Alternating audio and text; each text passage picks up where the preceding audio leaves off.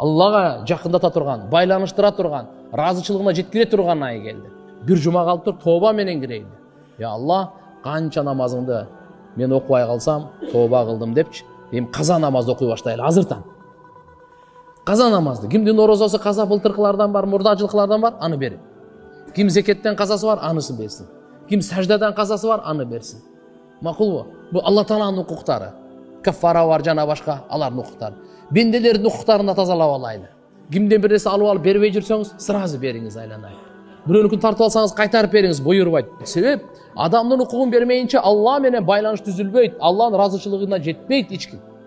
Бирөөгө ушактап койдуңузбу, бирөөгө жала жаап койдуңузбу, телефон менен кечирим сурап коюң. Бериңиз акысын, же болбосо эптеп кечирим суратып тазалап алган мамилени. Ата-энебизди капа кылып койсок, аял бала чакабызды капа кылып койсок, бир туугандарыбызды, кошуна колоңдорду капа кылып койсок, бардыгына кечирим сурап бүтүрүп алайын. Рамазан айга таза кирейли.